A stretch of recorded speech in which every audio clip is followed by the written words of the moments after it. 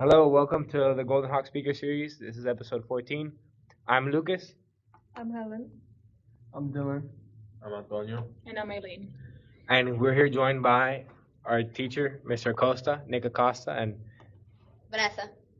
and they're both real estate agents, and they're gonna teach us about their industry. So, if you guys can each tell us how you guys got into it and why you got into it, and the process of getting licensed and everything. Well, I got into real estate when COVID was going on, and I was bored, and I had read Rich Dad Poor Dad, and I wanted to get into the investing side. But I realized that I didn't want to use other people's money to get into real estate. So I was like, what profession? Because as a yoga teacher, you can make money, but I needed more. I was like, what career could let me to have more income quicker? I have kids, I have a business, husband. I didn't want a 9 to 5. So I was like, let me take my realtor license, and I went for the week because at the time I just had my baby and I was breastfeeding. So I was like, I need something fast. I can't be coming for a month. I don't have time. I need to just do it for a week. And like Nick said earlier, it's a lot. It's a lot of information. I did nothing but eat, sleep, dream, breathe real estate for a whole week. And I passed the test. You need to get over 81 points to pass the test. And then after you get approved, you need to wait a month until the state decides to give you the state test. My state test, I failed 5 times. And I realized it was a mental block because we're used to multiple choices, but the multiple choice in the test for real estate, they are scenarios. And they're not definitions. They're like scenarios. What happens if the deed of this person is owned by this one, but this person died, and this is the type of deed? And it was very confusing for me. So I was missing it by 1 point. Every test that I failed was by 1 point. I was like, okay, this is a mental thing. This is mental because there's no sense, right, that I'm not passing. So the last time I was like, if I don't pass, then I know this isn't for me. And I passed. And I was excited to pass. So explain to me the state test and all that. You have to wait a month after you take the course to take the state test? Some people wait longer. It depends on how many people are taking the test, trying to get their license. I think you can do it the same day. No. So you do the same day when you go get the class. When you take the class, that same day, when you're done with the class, you take the test that day and you get pass or fail. You can move on to the next step. The next step is the state test. Yeah, the which test is the that you same take test. is for Gold Coast. Yeah, And then from there you go take the state test. correct. And you have to wait a month. You can't do it in a week from now. It all depends when they schedule you. That's not up to you. And you can't schedule the test before. No, No, you you need to gotta have pass the it. you need to pass How many times can you fail the test and as many times as As you many? want. No, I believe it's 8. 8? I believe it's 8 times, and then you have to take the class again. Yo. Yes. How did So I was you getting close. how did you manage your kids with doing? Because you said you did it in a week, and Yeah. I'm assuming it's a lot of info, especially having kids. It's a lot of work. How did you So manage? the support system has to be there, right? I had to talk to everyone and let them know, listen, for a week, I'm just doing this. So I had to pump between classroom, and my husband would come get the milk, or Wow. he'll give you a pack of ice. He's like, put the milk here. And That's at marriage. home, I would just That's study love. That's and real study. love. Yeah. Yeah. Study. A lot of people that we met up there, we did, I believe you guys are familiar with Quizlet. Yeah. Yes. Well, we all started a Quizlet, and Mhm. I was reading, I was with the baby at night and just reading Quizlet.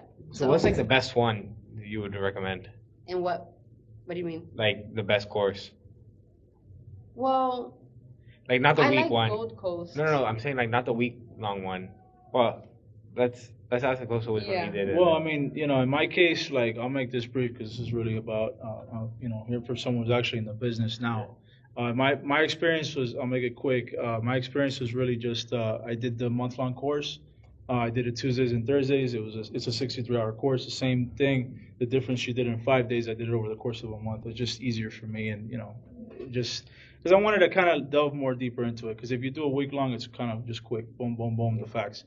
And then I passed it. I passed the test, 91. I think I got a 91 on the school test, and then I took the state exam. I think it was like a week later, and I passed it. And that was really it. I sold one house. That's it. I don't want to deal with the public. Yeah, I sold one house in 2018. I got my license in 2016. I wasn't in it full time. I never was in it full time. I was at a full time job. It's tough. It's really difficult to take the plunge. And I'll give you an example. Perfect example. The one house that I did sell, I got a listing back in 2018, and I had 50 showings on the house because I priced it right. That's the key in real estate. You got to price the property correctly, then you market it correctly. And one guy came up to me. He goes, "Yeah, man." I'm like, "Oh, tell me your story." We got to talking. He goes, "Yeah, man. I got into the business. The first year, I made $3,000. The second year, I made $100,000.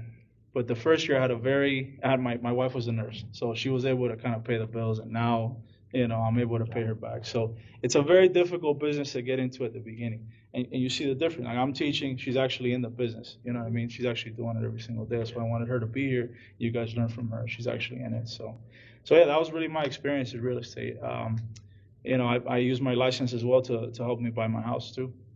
So that's something that investment that I was told like a while ago. Mm-hmm. To get your real estate license, even if you don't sell a house ever or buy a house ever, Mm-hmm. buy your house. Because The first house you buy, your starter home, Mm-hmm. you get an FHA loan, and we get more into that. But basically, it's like a government-backed loan program, and you only have to put in a 3.5% down payment instead of the full 10 or 20% that most banks require. The commission on a real estate agent is usually 3% of the sale price. Mm-hmm. So basically, that the guy's philosophy was, if you become a real estate agent and you buy your first house, you buy it. It all depends who you broker with, because you're not going to get your license and think, oh, I could sell my own house. You need to have a broker. And for example, my broker, your first property that you sell cannot be your house. Yeah, but So that depends who you partner up with and finding out if you could do that, because now they caught on to that. They caught on to agents just wanting to become agents so that they sell their own house and save that 3%. But now brokers are getting familiar with that, and they're like, your first sale cannot be your house. Yeah, Well, it could be, but you're not going to get a percentage. Get the percentage. So what if it's like your 10th sale? Like Oh yeah, for sure, absolutely. What they're trying to avoid is what she said. Yeah, Yeah. like the people that do it one and done. Exactly, one and done kind of deal. Yeah, but and I thought about it. Well, if is like I don't back to that saying, like, what if you don't work at it full time? Like, can you still, like, can it be a nice side hustle? Let's call it. Absolutely, because you do it. There's many ways that you could see it. So for example, there's one guy, he has a job at the airport. He's having a baby, and he can't do real estate full time. Because I thought that I was gonna do real estate full time and have the time of my life, and it's a lot of time that you have to put into. And he got out, so I called and I'm like, listen, don't put your license inactive, keep it active, and whatever you have that you can't handle, give it to me, and I'll give you a 50% cut. I'll handle it. But now I'm working with someone who doesn't have the time, who's gonna do nothing. I'm gonna do everything, and I'm gonna give him 50%. He just gave me the lead. He just gave me the lead. The lead that's ready to move forward, not I have to work him. Like, listen, this person's ready to buy, to rent, to sell, whatever it is. Here it is. I don't want to work it. Yeah. So yes, you could have a person who doesn't want to do it full time, and there's people that in Keller Williams we have referral programs. So what people do is they work on just bringing people in, and it's going to be under them. So they don't even have to do anything. Maybe you're a great agent, right? And I'm going to make money off of you making money. And I'm not doing anything. I'm waiting for you to make money, and I'm waiting for you to make money, and I'm waiting for you to make money. Everyone makes money, and I make money. So it's partnering up with a brokership that can do What that. makes a great agent and what makes a bad agent? What makes a great agent? I want to say is having the willingness to always just try and get better. Okay. Yep. Yeah, because yes, you need to become knowledgeable. Yes, taking the course in a week, I didn't know jack. It's not going to teach me jack. That's why for me, having that month helped me a lot, because I was able to learn a little bit more of what it takes. But when it was time to get my first listing, everything I studied meant nothing, because nothing applied. Right? So I think every agent is going to be a great agent if you make sure that you're there to be of service and of value to others, and it's not about you. You cannot be commissionitis. Like, yeah, you have the opportunity to make bank, but you also have the opportunity to ruin someone's life by making them, by leading them in a decision that's not looking out for them, for their best interest. So I think that's what makes a great agent. Absolutely. Compared to the other ones that are just very selfish and in it for themselves. Yep, definitely. What would you say? How's the competition like with being a woman in real estate? All right, so the competition's gonna be only if you think that the people around you are your competition, right? It's a very mindset plays a big role in real estate. So it's scarce. It's a scarcity mindset if I believe there's a competition, because the people that were given to me in my life are going to be the ones that I'm to be of value to. You are not going to be my competition ever, because I don't have connection to your people. I will never be a competition to you, because same thing, you know? Is there a competitive spirit in the sport? Absolutely. Is there places where you're going to be in there and you want them to be helpful and help, and some places are like, no, you figure it out yourself, I don't want to help you, right? But for the most part, I've noticed that people will help you if you ask for help. Yep. But it is competitive, for sure. 100%. Yeah. Do you need to renew a realtor license? Yes. You do? So before you get to your 2 years, you need to do a 40-hour exam. But you also need to have extra credits. So every 2 years, you need to have, I believe it's 40 credits, 40-hour credits, and you take courses for 1031 exchanges, courses about taxes, courses about law, ethics, stuff like that. Yep. So every 2 years, Gotcha. Yeah, so it's 14-hour continuing education. 14 hours. I've had to do Yes. it every 2 years. So the first time, what she was saying is, the first time you renew it, it has to be 40, I think 40, 48, something like that. Mhm.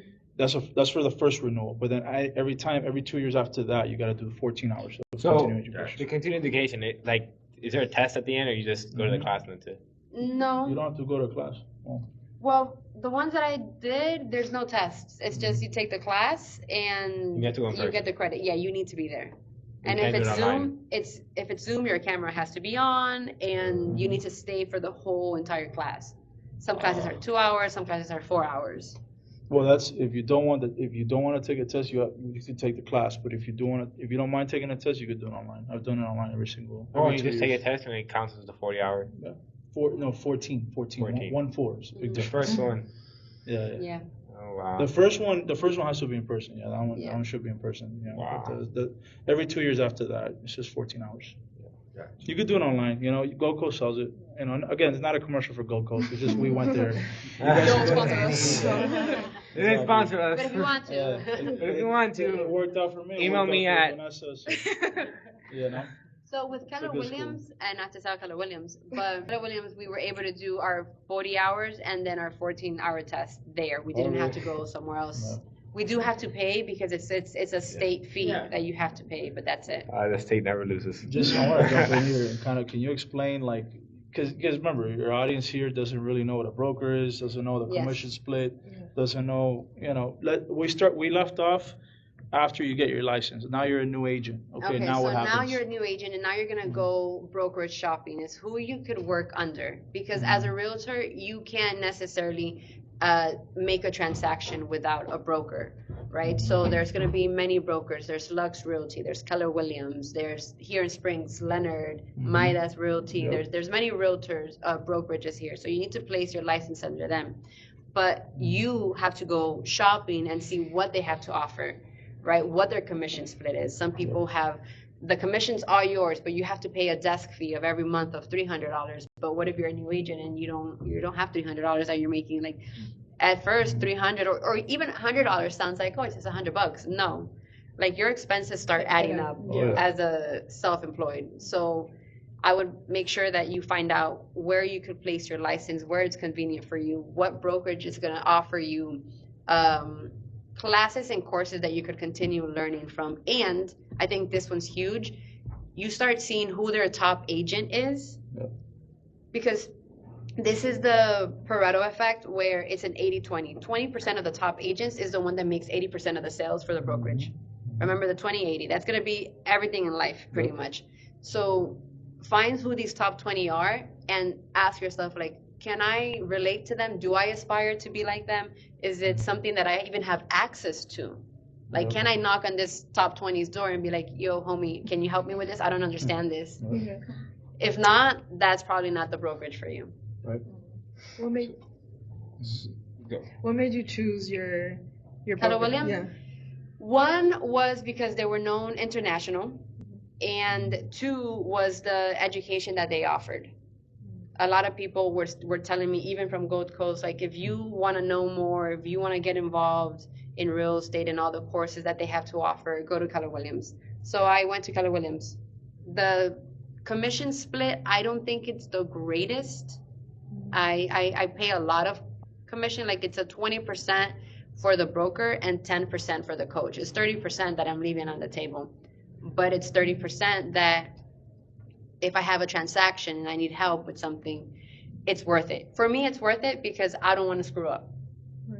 Legal is important to me. Money, someone else's money is super important to me. As I continue to get better, etc., and my sales are bigger, then do I want to leave 30% on a $6 million deal? No, I do not. Like I don't want to leave that on the table. You know what I mean? So then I'm going to start looking for other 30% of your commission. of my commission. Correct. I'm going to hop in again. Can you explain the importance of establishing a farm area and Yes. marketing as well? Yes. So a farm area is going to be the area that you choose to work in, right? So marketing is super important. Word of mouth is important. One of the things that hurt me at the beginning, and still to this day, I had this lady, I'm going to tell you about a deal that I'm working on right now. I was explaining to them, and she's like, wait, but how could you sell real estate? I'm like, what do you mean? I'm a realtor. And she was like, you are? I was like, damn it, I failed. You cannot be a secret agent. Everyone has to know your cheese. Like, everyone needs to know that you are a realtor. Yeah. And so choosing a farm area, there's a math equation there. I don't know from the top of my head. I just put the numbers. You look at how many houses have sold in the past year and who has been the top seller, like the most seller there. Yep. So if you look in Miami Springs, Leonard, and there's another company that are close to 30%. If someone has close to 30%, then you know that they're farming there. So does that make sense for you to farm in that area? The answer is no. But I still do it because I know a lot of people in Springs, and I don't necessarily farm residential. But it's important because you don't want to be all over the place. You want to make sure that people know you right there, right? So you want to go to businesses. You want to go to just go door knocking, introduce yourself. So yeah, I guess this would be more on like a commercial side or like a compulsive real estate buyer, which they happen, especially here in Miami. Your brokerage, do you, if you have a Rolodex of 20 clients that are constantly trying to buy new property, acquiring new property, whether it be commercial, residential, multifamily, whatever the case may be, do they stay with the broker or do they stay with the agent? With you, with the So agent. that stays with the agent. The broker has nothing. No Now, ties. mind you, this is because I work with a broker that allows that, right? If I'm not upset, if I don't think that my brokerage could handle the listings that I'm bringing, then I could talk to my broker and I could ask them, listen, I'm going to transfer it to, let's say, Sotheby's, right? I'm going to take my listings with me. Can you sign me off? So they'll sign you off. There could be other brokerages, and I can't speak for all of them because I'm not aware. Like, I don't know if Sotheby's will let me, and I don't want to get in trouble. I don't know if I have a listing with them, if I'm able to take it with me. So I think, the fine print. yes. So like that's what I'm asking. So it's just brokerage by brokerage I depending on their believe that would be policy. brokerage by brokerage. And do you, I'm not gonna. You can ask. Does your real estate like the Yes, broker that he allows me. he allows you to take Yeah. it? Okay. I could take my listings with me. Oh, okay. How's it like doing real estate here in Miami or like in South Florida in general?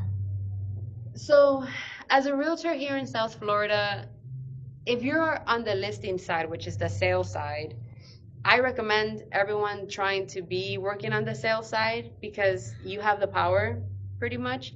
The buy side, it's a little bit more emotional, and Nick and I were talking about this earlier. That's why I don't do You it waste anymore. your time. People want a white picket fence, and they want this, and they don't want that tree to be there, and it's just taking too much time.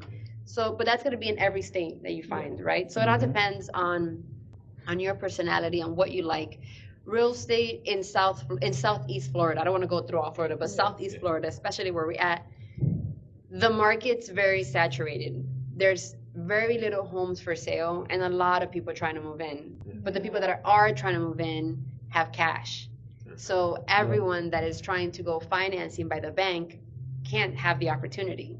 But then what happened in Surfside 2 years ago with the building collapsing, now insurance companies are demanding certain things from buildings.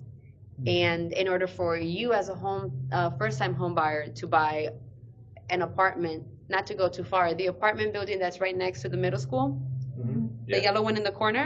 Yeah. All right, I sold a unit there, and someone was able to come in asking full price. Everything was perfect. I was like, dude, this is perfect. She got what she asked for. Let's sell this. We couldn't sell it because they didn't have reserves and they didn't have wind insurance, nor were they going to get wind insurance. So now this person, The association, you mean? Yeah. the So- association. Okay, so is that more of a problem about association or a problem about policy? Because like everyone heard like everyone knows, like everyone talks about associations, right? Everyone talks about the association. Oh, me metieron un assessment fee. Everyone knows una viejita that has the apartment for 25 years and she had to move out because the association le metió un assessment fee that she couldn't pay. Pero would the problem be the over? And I understand that the association, and the reason why people say it's so bad is because it's nobody's money. It is a group of people who have nothing better to do. And I can say this because I'm not a real estate agent. Who have nothing better to do. Just joderte la vida. Just smile enough. But you know what I mean? But that being said, like the associations, like why do they demand so much? If the building has insurance, why does the individual apartment need to have insurance? If I own my property, if I own this building, this part of this building, I don't know, an apartment in this building, why do I need wind insurance? The only way I could see it, I could explain this to you, is comparing it to a single family home as an investor. When you buy a house to invest, it's going to cost you and you're going to make some, right? And you have to put some aside. So it's going to cost you your mortgage, your interest, your taxes, and let's just say that right now, right? But your roof could get damaged. The plumbing could get damaged. Electricity could get damaged. You have vacancies. So you need to put all this money aside in the bank for tough times, right? The association has to be a group of people that want to allocate and save all this money, because when the roof gets damaged, it doesn't matter if you're in the first floor or you're in the third floor. The roof is your roof is your roof. The leak is your problem, whether you're on this side of the building or this side of the Whether building. you've seen the water, if you're not seeing the water. It doesn't matter. So it has to be a group of responsible people. That's why if you live in an apartment, get involved in the association, because you want to see where the money's going.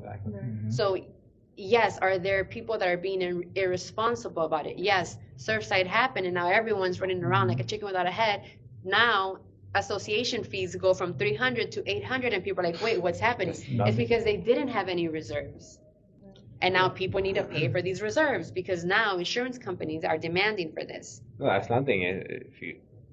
I don't know what the association is like in Miami, but I know in Miami Beach, from one day it was like $650 a month to like $1,290, and you're like, yo, it's like over 50%. You know, like where is this money coming? And like, no, it's because we got a 40-year inspection, like most buildings, a 40-year inspection.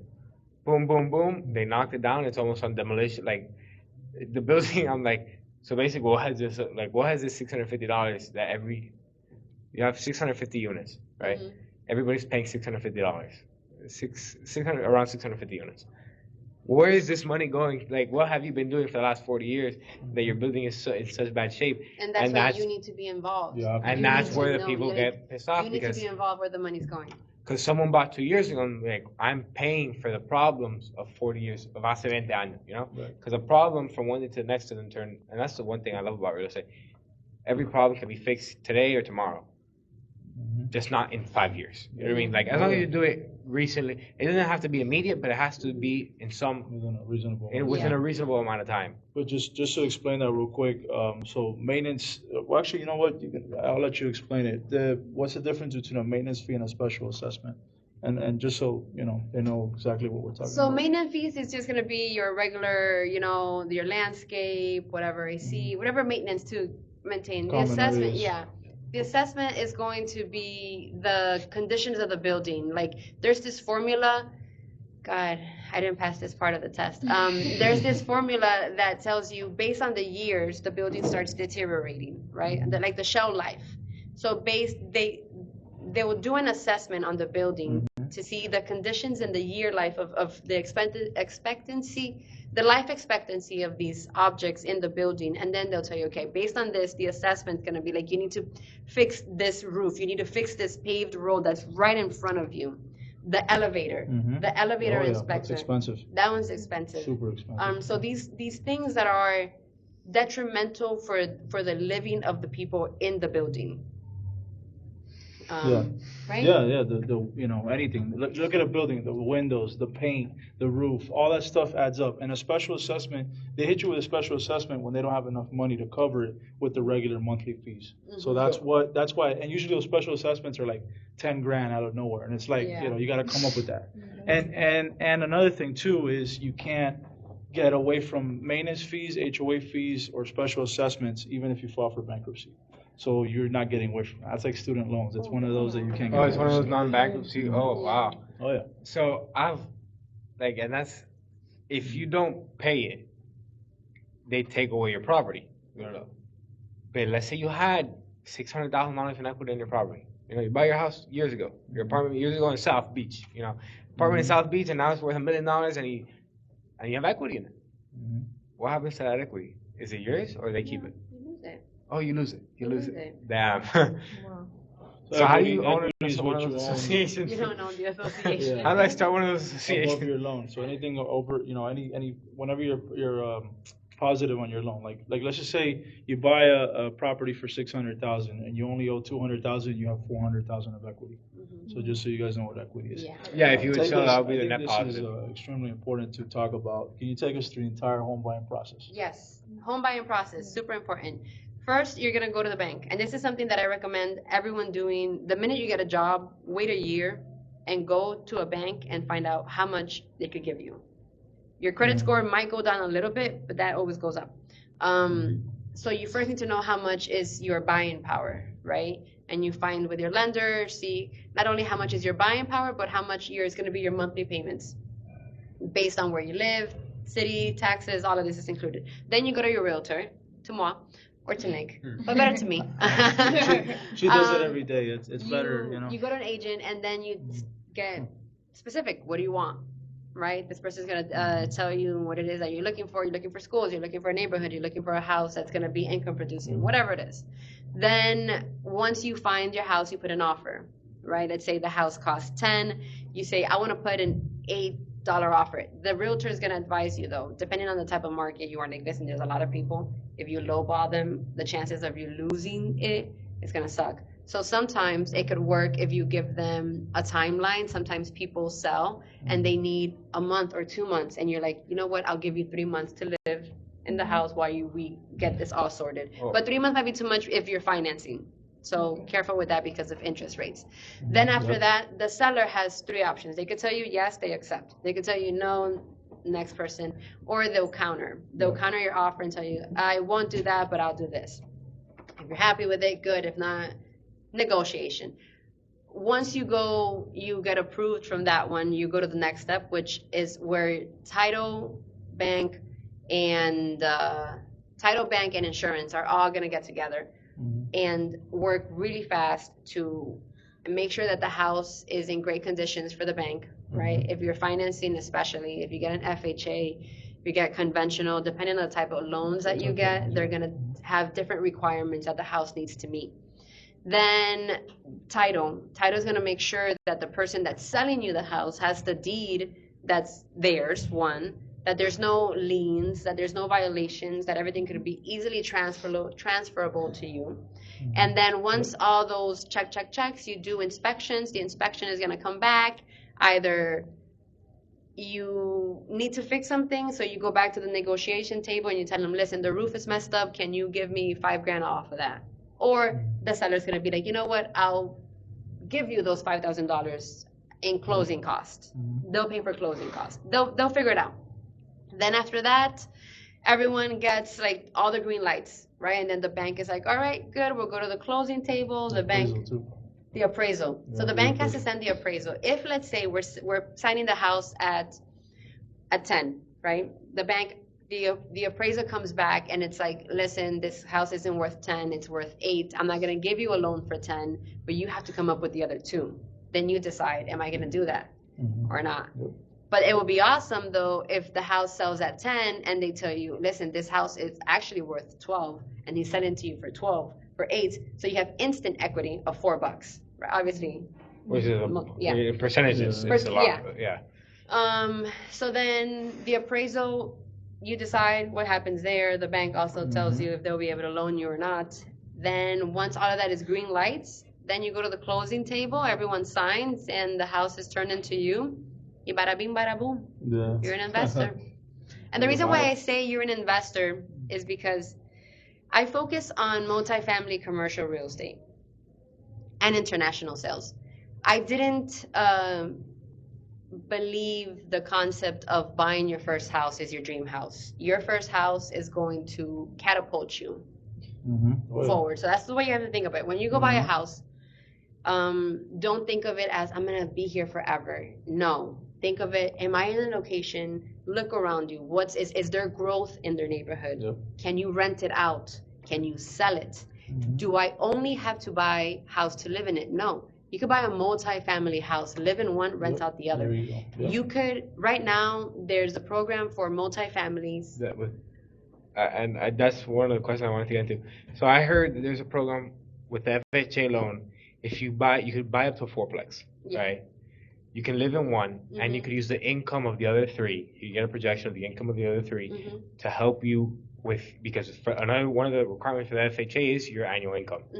Unlike a conventional loan, where if you have a 20% down payment, most banks will be like, oh, 20%. We're already making it. If you're putting 20% down, the house instantly has equity because you have 20% equity of whatever the property is. So the bank feels more secure to give you the money. But so apparently, you can use the FHA loan as long as you live in one of the units. The target would be to live in the smallest unit that produces less income, and use the income of the other 3 to help you out with your income statement. How much harder is that to get? If I wanted to do that, if I wanted to buy an FHA loan, I'd come to your office. I'm like, look, I'm an FHA loan buyer. I'm not gonna put 20% down. It's just not gonna happen. But I want to buy multifamily. Can I do it? Like, is it harder to do it, or is it easier to just do a single family FHA loan? The hardness is not the problem. Right now, multifamily, it's finding them. Right now, people are snatching those up because that's where the business Cash is. deals too. Right? And you're competing with cash deals. So one of the things that I'm big on is multifamily and then out of state. If you have no kids, and I tell you, hey, listen, in Arizona, there's a 16-unit apartment that's selling for $1 million. Try to find someone to give you a couple bucks that you could use for a down payment and go to Arizona. Like, nothing's tying you down here. Nothing. And I think Tennessee has the best ROI. Tennessee, it depends. It all depends what you do. It all depends what you do and how you buy, right? Because it could be a good ROI is return of investment. So the money that you put down, whatever you're gonna get back for yourself, right? It all depends on your buying strategy. If you're using a loan, maybe your ROI is not going to be the same as someone that's coming in with cash.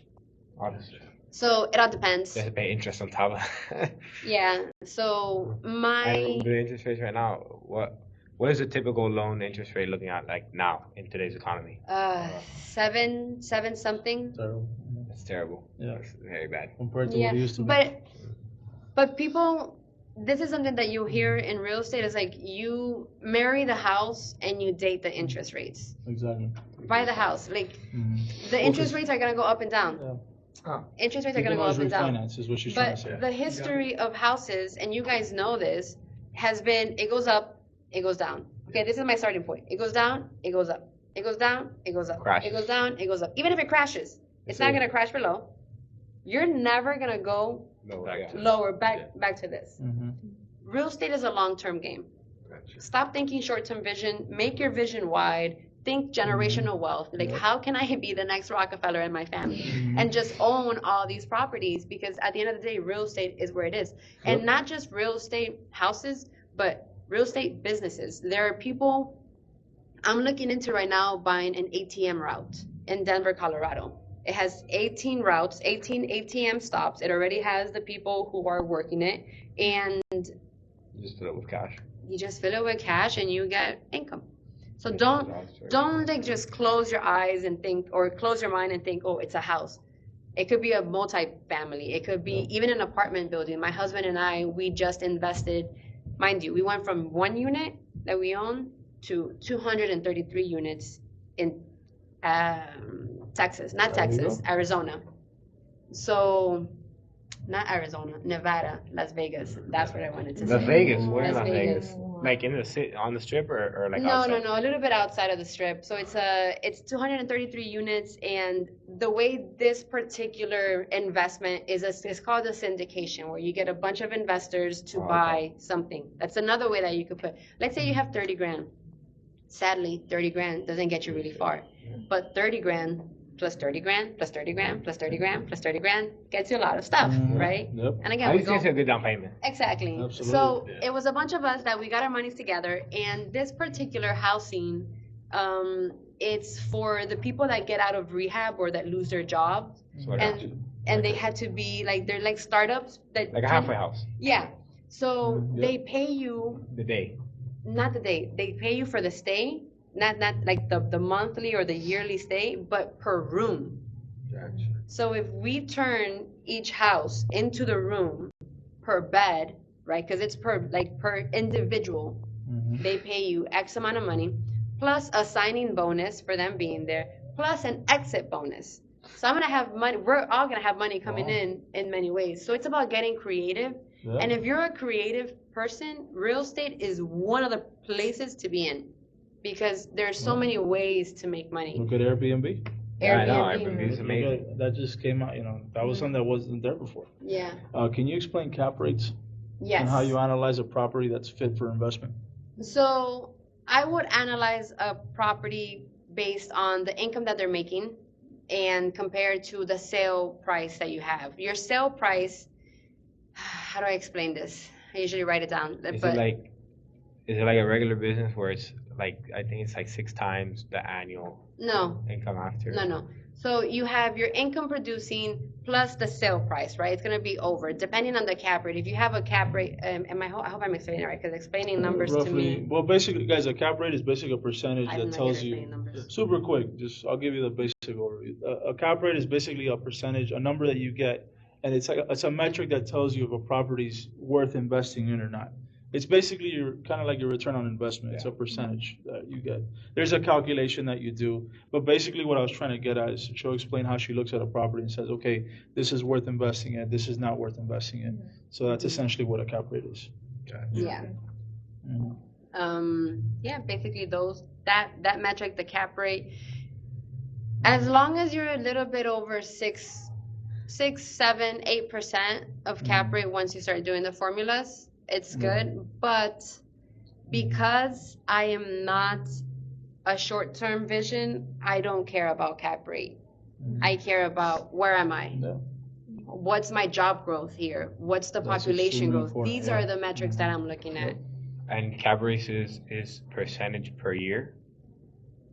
The year, yeah. Okay. What's your return on investment every year? Every year. But again, that's something she talked about is extremely important. Like look at Wynwood, look at something that a few Some years places ago blow wasn't up. that great, and now those properties are worth billions of dollars. So, Miami Springs, I look think around you. we had- My house is doubled in value. You know what I mean? And it's just because of Miami and the way that things are going. So I you have to think look at that stuff. I think we had this conversation the other day about up and coming neighborhoods, There you go. and he was like, yeah, no. I'm like, no. And then he goes, we were on a field trip and I think we got lost, and I said, he goes, what neighborhood is this? I'm like, don't say anything about this neighborhood. This is an up and coming neighborhood. Yeah, And it's true. And then some kid goes, I like neighborhoods that are up and came. And I was like, yeah, but up and coming neighborhoods are where you make the most. Exactly. Wynwood 20 years ago was like, who wants to be in Even Wynwood? 12 years ago. I remember 12 years ago. It's a little personal, but I'll get out of the personal quick. My husband and I had split up at the time, and I had a 2-year-old. And my boss, when I was working for a leasing company, she's like, hey, Obama was giving the first-time home buyers incentives, etc. We should buy a house in Wynwood. Mind it was in Wynwood back then, right?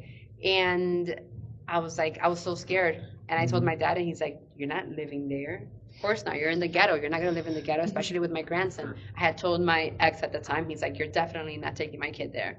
So I didn't buy. And the houses were 100 and something. Wow. Almost 100 and something. Yeah. ¿Te imaginas? Yeah. No. My boss did buy. She sold a little bit before COVID, and the house that cost her 80, she sold for like 350. Wow. And that's because she didn't hold long enough. If Had would've she held, held like, a little just bit more. a little bit longer, Yeah. the house would have been worth maybe 5, 6. So you're not a sell type of person. Like if you have a property like a multifamily, you're just like don't sell, just keep. Oh yeah, I'm a hold, but it depends, right? It depends because if, like I said, real estate is gonna catapult you. So let's say you buy your apartment, and I don't think apartments are good holds because assessments and HOAs, they're a good hold for you, right? And they don't increase price too much, but you've held it for long enough. You know that if you sell this, you're gonna have cash available to buy your other property, sell. But there's a BRRRR method. It's buy, rehab, refinance, repeat. Yeah. You buy your house, you're gonna refinish Rehab it, do whatever you gotta do. You're gonna go to the bank. Hey, listen, can you come assess my house again? They're gonna give you more money for your house, and then you're gonna take that equity and you're gonna use that for a down payment for another house. So you mentioned Rich Dad Poor Dad. I love that book. I read It's it a great like book. I I think read it everyone like should multiple read times. I just read it like 3 years ago. No, I read it. That was the first book my parents gave me. I think I was like 12 or 13 years old, Hmm and my parents gave me that book. I never read it. I was like, nah, I'm not gonna read this book. I'm not gonna read this book. I was in like 5th grade or something like that. I was way too young to even understand the concept of the book. But like I had it, and then like 2 years ago during COVID, no, not 2 years, a little bit more than 2 years ago, they were like, oh yeah, you know what? I had nothing else to do. I read the book, and it changed my life. It was, and then you read 48 Laws of Power, and those two are the best ones to read. hmm Well, Yeah. And he's a big refinance guy. He's a big debt guy. Like, you know, kind Let's of talk about that. like there's, and I've heard it before. Like there's good debt and there's bad debt. Yeah. And a home, and back to the refinance part. The refinance part is to evade the tax, right? Would be to evade paying, and you said it again also with the 1099. Exchange, 1031 1031 exchange. So you buy a house, you have what, like 6 months to buy another property? It depends. You have, sometimes they give you 90 something days to find another property. That's That's to avoid taxes. Yeah. So what's the Capital longest you gains. can get? How can you extend that time frame a little bit longer? You can't extend it. You can't. It's whatever they give you, Yeah. and that's it. You go Well, what if you you're guys gonna live do with. that, you usually want to have another one kind of Yeah. in mind. You don't just want to hope for the best. You know? Yeah. We both. Yeah, Exactly. Yeah. that's okay. So But talk, like you just mentioned debt. I think debt's super important because it goes back to the mindset, right? My husband, it was hard for him to see the investments. He's like, I don't want to be in debt. I don't want to be in debt. I'm like, stop saying that. Because when we buy a house or we buy multiple properties, we're going to be in debt, but we're going to be also making income monthly. So it's healthy debt. Your credit, there's some people, I met this one lady that she bought all her properties by being able to taking out credit cards safely in a respectful way and using the cash advance for her down payments. And then when she had the time, she was able to pay them off. For like the minute she refinanced, paid off the cash advance, and just continued doing it. Applied for a new credit card. They would give her thousands of dollars of credit. But it's about being knowledgeable and understanding that debt is in your favor. like, let's be honest. If you buy a house today, if you have a good credit, it's like buying a car. If you buy a car today, let's say I have an 850 credit score. Any bank's gonna finance a car. It takes 30 days for it to report on your credit. When you buy the first car, your credit's gonna go down a little bit. But if you have 30 days to go do a lot of other stuff with your credit. Yeah. So you can buy a house today, a car tomorrow, and another house the next day. and it all won't show up in your credit to the next quarter, to the But next the thing is that month. it doesn't even affect your credit that much. Yeah, but there's If you're some, being reckless and irresponsible, yes. Exactly. yeah, yeah, You gotta be- Yes. Like partner up with people that know about credit, that know about how to handle loans and stuff like that. Yep. Like these are the people you want to be best friends with so that they'll advise you correctly when it comes to money. But credit goes up and down. Credit goes up and down. I've had my credit at 500, I've had my credit at 800, and it doesn't matter. It goes up and down. I think it's safe. Kind of changing gears here. Can you Mhm. explain what a mortgage broker is and what the value is that they bring to a transaction? Yes, so the mortgage broker are going to be the people that are going to find the best loan program for you. It's not just like going to Wells Fargo and then they're going to sell your debt, your loan to Freddie, Fannie, whatever, and then they're going to sell it off. But the broker is going to find what's the best product available based on you. And I think mortgage brokers are very important, mortgage lenders, because everyone sometimes goes to banks, and even though banks are great, most investors that I've spoken to, they're like, we don't deal with banks. We don't deal with banks, we deal with mortgage brokers, we deal with private lenders, but try to avoid using a bank because sometimes their rates are not as flexible as going in a private way. So, two questions. What is the step from real estate agent to mortgage broker? Hmm. And, mortgage broker? And what you said about private lenders, how would someone go about getting a hard lender? Like everyone's seen the movie of a loan shark. If Yeah. you don't pay him up, he breaks your kneecaps. Yeah. Explain that, like how it doesn't work like that, but explain how it works and So how I you haven't go about used- finding them. I haven't used a private lender, but I have had friends that use private lenders. Private lenders are, you'd be surprised who's a private lender. Yeah. But private lenders are people that, for example, you want to buy a property, right? And you don't have that much money, and your credit score sucks because you bought many houses or many cars, and you do that kind of business, and your credit score sucks, but you have the money, you have a great plan in front of you, great business execution of the property. Yep. So you go to a private lender and you're like, hey, listen, I need 80%. I just need it for like 6 months. Sometimes they give you even a year. Can you give me money? Like, okay, we'll charge you this much interest. Let me just look at the documents. Let me look at the assets that you already have. Yep. And based on your assets, based on the cash that you have, based on your record, they'll lend you money. So it's easier because you're not going to use your credit. Your credit doesn't matter. Your job doesn't matter. What matters is like, what do you have? All right, cool. Mhm. Then here's the money. And they give you a promissory note, and that's it. Mm-hmm. Promissory note is a contract where you have to pay them back.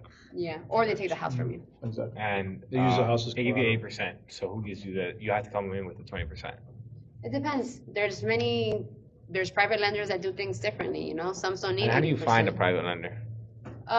So when I was part of the Bigger Pockets, I'm not sure if you guys are familiar. Bigger Pockets, it's a big investment group of people, and there you would just look for private lenders. There's a lot of meetups. There's real estate investment meetups, and there's a lot of lenders that show up and just these are people that have money and they need to give it to someone. They need their money making money. They need their money making money. What's the percentage usually on, like 10% around there? Like it's usually a little bit higher than what a regular conventional loan would be. It all depends. It's usually tied to the risk. Yeah, amount of risk. it all depends. It all depends on the person, because maybe you ask this lender, they already work with you, and they're like, listen, just here. Like, maybe they'll match what's in the market, or maybe they'll give you a cut or like a little slack. It all depends. Wow. Something I wanted to mention though too is something you guys should look into is credit unions. They're fantastic. I have a credit union, and I Yes. use SEFQ. So SEFQ is I got it through my father-in-law because he worked for Caterpillar. So there's a credit union specific to Caterpillar, Cali, all the employees that work for them. It's a benefit for working for the company. And basically, and American Airlines has a credit union. The EdFed is a credit union. So they Gold offer Coast. benefits. Space Coast, sorry. Space Coast is a credit union, right? And they offer benefits that normally a bank doesn't normally offer. So things like they'll offer you a better interest rate.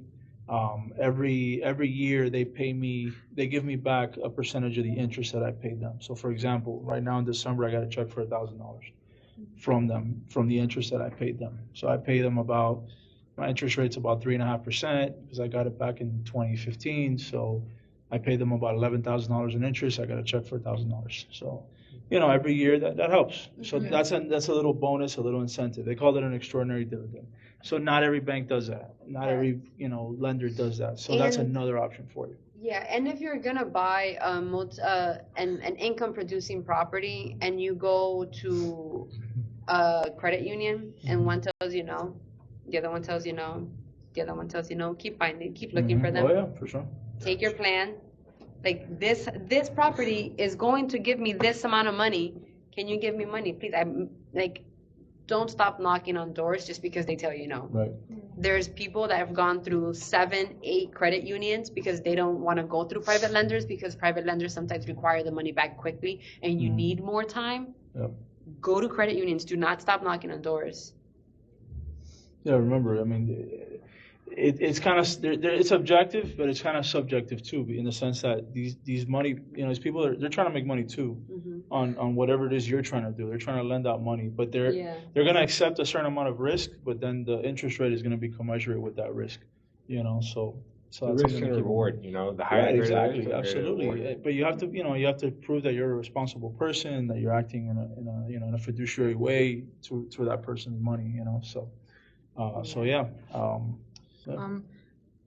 What's the process of like finding a house to sell or like an apartment or like Ooh, what's so the this is process perfect. to that? There's many ways, right? So when you first go into your brokerage, they're going to tell you, call the expired listings. Call everyone who had their house for sale, it didn't sell. And you're going to call them and you're going to be like, hey, sir, miss, are you still interested in selling your house? Mind you, I'm making it sound easy. For me to get to my first listing, I got 1,000 no's. So you have to get good with rejection. Really good. Like you need to be okay with someone yelling at you, telling you don't ever come. I had a lady that literally opened the door and I was talking to her. She goes, Sagada. I was like, I suck. That's why I'm for you. Yeah. So you have that way of getting those listings. You go door knocking. I went door knocking before. There's Facebook ads, Instagram ads that you get people. It depends how you want to present yourself. I present myself as a listing agent because I want people to give me their listings so I could sell them, right? So everyone knows Vanessa wants to be the listing agent. And would I do both? Yeah. I mean, you could be a can, seller of and course, listing. of course, especially It's just depending better. where the market shifts. Right now, That's the way to go. right now, the buyer is looking for homes, but there's not that many houses for sale. Yeah. So As a listing agent, you're gonna get paid.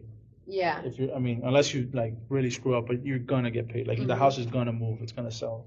The So buyer's then- agent, you may not yeah. get paid. So then there's certain softwares. I use one particular software that, for example, in Olive Springs, I did this research where I could see who's most likely to sell, who's not going to sell, and who has a moderate chance of selling based on how many years they have, if they own money on the house or not. So my hard yeses, I go knock on the doors and be like, yoo this is me, right? Yeah. Because not many people do door knocking. And then you stay in contact. Monthly, quarterly, you send them a letter. Yeah. I go dressed like your neighbor. Oh, Like, yo, do you have some sugar? But guess what? I'm a realtor. Toma. So I don't go dressed professionally. And everyone's like, oh my God, I can't believe you're going. I put on my tag just so that they know, like, Yeah. I'm safe. But I'm in my skates. Last time I went on my scooter. okay. You have to get creative. Do you think that helps people feel more comfortable with you and like? It's Yes like, and no. depends? Yes and no. Because it all depends. Like, I could be homey looking here in Springs, but if I'm going to go to, like, Very cool. South Miami by Cutler Bay, where all the houses, no one wants to see me in my shorts and skates. Yeah. Like, I better show up. You gotta be Yeah, to suit the it up, cheese, yeah. right? So it all depends where you're at. But because I want to be chill in my chancletas, doing business, I'm like, that's how I'm gonna show up here in Springs. And if we could work together, we could work together. Yeah. You know? So there's many ways to get your leads for how to sell a house. Is it easy? No. Can you buy leads? You can buy leads, but then you have to work them. Yeah. Yeah, there's some people that what they do is they get someone from, let's say, Venezuela, they hire them, they train them, and they give them the lease. Like, only give me the ones that are ready to go. And you train them to what it is you want them to say, what it is on the sound. And there's people that specialize in that already over There's there. companies that do that. Exactly. Yeah, Yeah. but in Venezuela, better to outsource it because No, your there's companies pay is like in cheaper. India that do that. And like, you ever see that Indian guy call you? Like, if you own any piece of real estate or car or anything that can be tracked Mhm. in the United States, you're on a calling list somewhere. Absolutely. It's like the extended warranty people. In Miami, Yeah. then Yeah. that sounds from India because then I know for sure you're calling me for that. So I'm not even gonna give you 2 seconds of my Yeah. time. Like, no, thank you. Yeah. Can you talk about the comparative market analysis Yes. and the value that brings? So a comparative market analysis is going to be for the home seller. The home buyer likes it too, but they're going to see what have sold around them and how long it has sold, like the time frame, and then it's going to tell you the price where things are selling at, right? So if I'm going to sell my house, I want to see the CMA, comparative market analysis, because I want to compare what my house is valued, what my house is worth compared to what's selling around me. If my house is a 3-2, I want to look at other 3-2s so I can market the house correctly. For example, the house that I sold here in Westward, right in front of the rec, next to the rec, it was off market price. The price was over market. It was ridiculous. And it's not what I want to sell it at. I was advising the seller, listen, I don't think that's, like, I think we need to come down. And she was emotionally attached to the house because she thought, hey, I did the kitchen. Like, whenever you're going to sell a house, do not renovate. Leave it as is, unless you're really going to do something to add value. But if you could detach yourself from a moment from a house and be like, okay, whoever's going to come in is going to come tear this down because They don't like it. they don't like it. Yeah, Afuera. you gotta make it Right? theirs. And she thought it was a great idea to redo the bathrooms and redo the kitchen. And she wanted to price it based on that. But nothing around us gave us that price. Yeah. So we were longer in the market because the price was there. But now, not only were we longer in the market, then it's going to look like you're not really serious, because if I went from 680 to almost 600,000 to 580, Yep. you're not a very They're serious They're just gonna seller. wait till you just drop. Yeah, drop. No one's gonna take you Hasta serious. que, There's this no, little and then someone's gonna come in and give you an offer Yeah. lower than your drop But price, then- and you're gonna be But like, then this is the part that for me was for me sucked, because then I'm the only house in the area that's at that price. So then the houses around me that are gonna sell are gonna wanna also sell at that price. Yeah. So being a realtor, you have to be very conscientious that whatever you price the house, you're going to affect the houses around you as well. Yep. Does it make sense that a house in Springs 3-2 goes for almost 700,000 when you have to tear it down? No. No, come on, it's ridiculous. Like, Miami Springs is beautiful, but let's not, come on. It's no It's Pamela not Reif. like it's Yeah. kind of like what happened was Yeah. people just have a crazy amount of money, and they bought this house. This house sold for $1 million. It was a cash deal. Nobody knows where that came from. Nobody knows what happened. And pues diciendo, oh my God, fulanito got 700. I want 750 because I did the kitchen Exactly. 25 years ago, and he did his kitchen 40. So So it's and very, viejito yeah. va, he gets, and someone goes and pays for it, and Yeah. it's just a domino effect because everyone wants more and more and more. So it's very, for me, being part of something that raised the price or lowered the price in somewhere around me, it was daunting. Like, after the house sold, and I was talking to my broker, he's like, you were the house that sold for lease. I go, I understand, but it wouldn't have had it been priced correctly. There you go. Had she had Yep. listened to Yeah. me before, we would have been in the market. So now other houses had to lower their price because I lowered mine. And now I'm taking away potential money from others. Right. So it's not like, oh, I just saw my house. No. Like, you're affecting everything around you. So a comparative market analysis is super important. Mind you, people are going to do at the end of the day whatever they want. And your job is just to be of service. You can educate, you can advise, but they're going to do, and you have to, if you're okay with it, then What do you say if you get an appraisal before you sell? Would you say to list the appraised price, or to go a little bit lower? I would always go a little bit lower. My strategy. So I would do a pre-inspection first. Whenever you're gonna sell your house, do a pre-inspection. Make sure that you know when they go do like this under the rug that you know exactly what's down there, right? And surprises. yeah, Yeah. you already know. Like I know my roof is messed up. I know the leaking sucks. I know the septic sucks. This is the price. Like this is it. I'm not gonna bargain. But you're not gonna go over because you don't want to be crazy. Yeah. I do believe in going just a little bit below market because then your eyes are on you. If all the houses are at 600 and up, I'll put mine at 595. Sure, why not? No one's gonna go lower.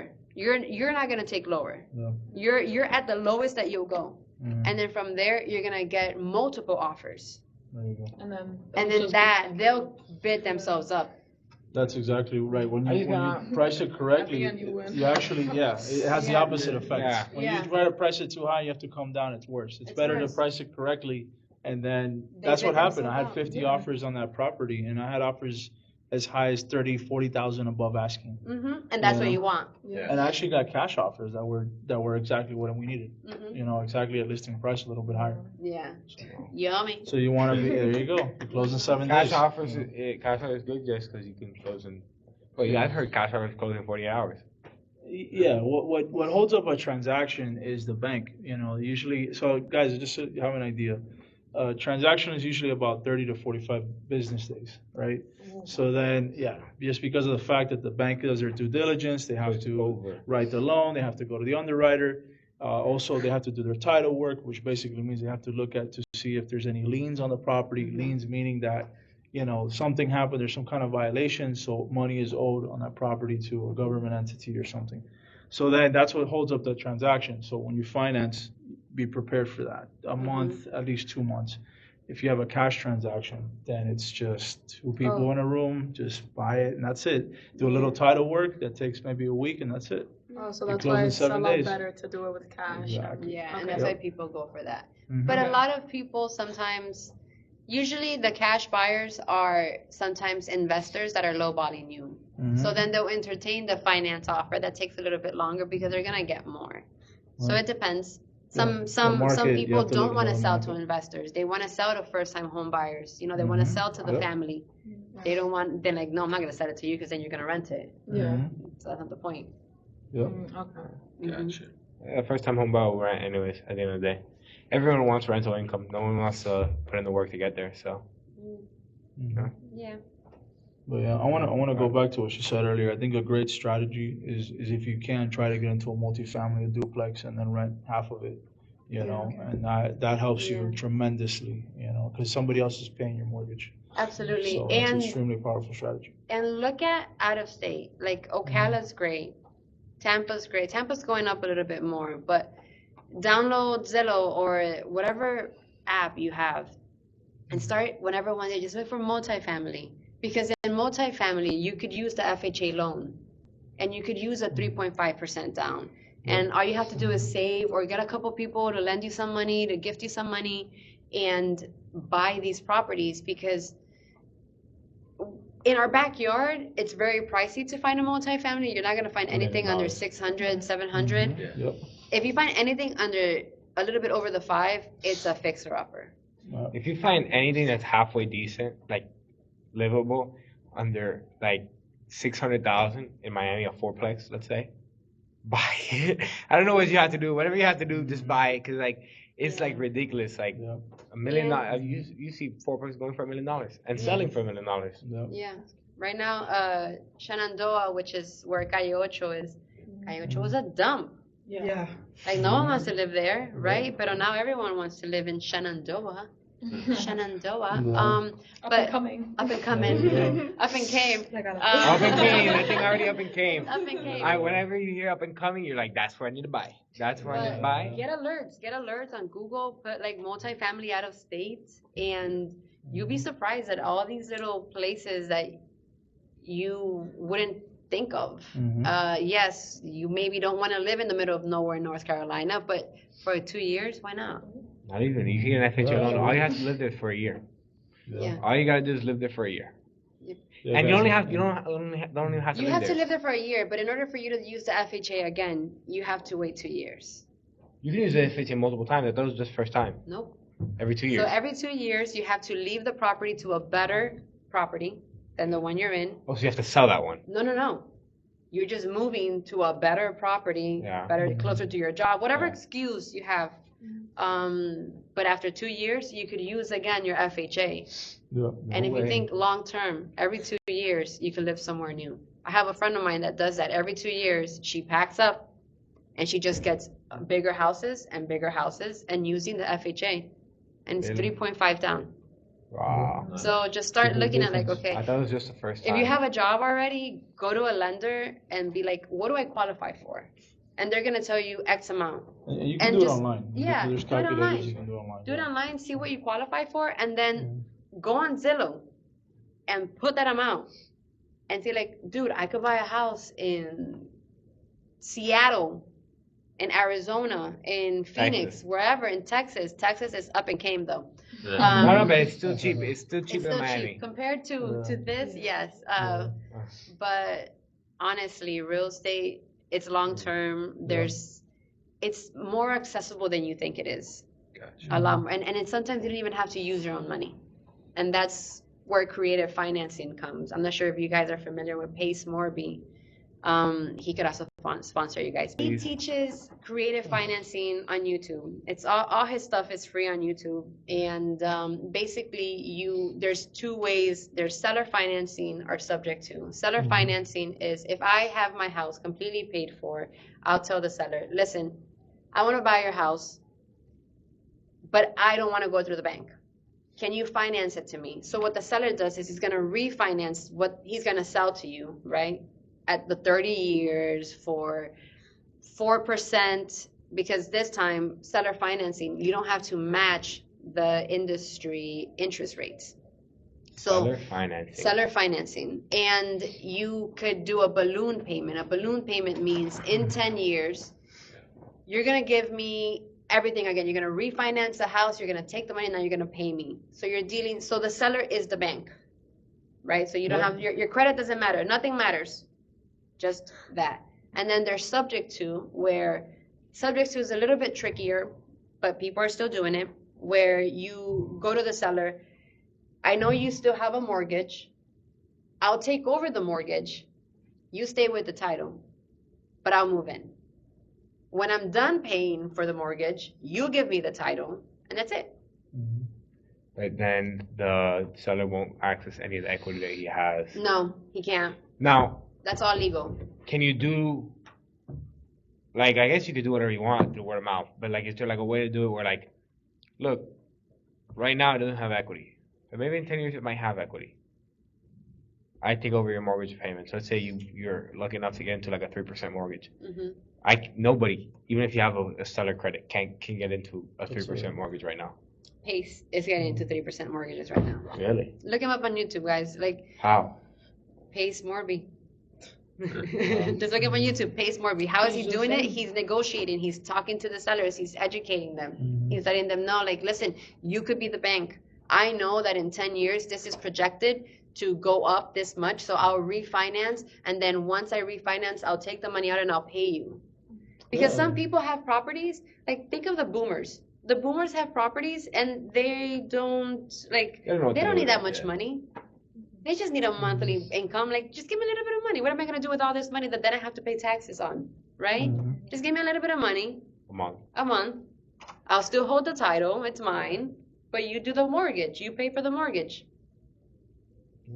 It's about getting out of your way and thinking that real estate is complicated. It's really not. It's not, but then you get, Yeah. and it's not, and don't get discouraged when you see a boomer that's like, nah, I'm doing it for myself, you know, like, Yeah.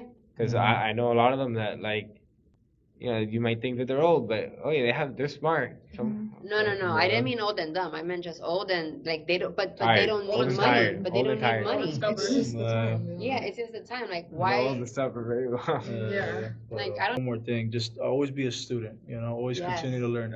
This was just a conversation of an hour, or so, but, you're not going to learn everything today. This is just to open your eyes and be like, okay, now I'm going to get into it, now I'm going to start learning. So always be a student. That's really what I want to tell you. Yes. So, all right. All right. Thank you guys Thank for allowing me to be here. All right. I guess that's it. Yeah. We're done?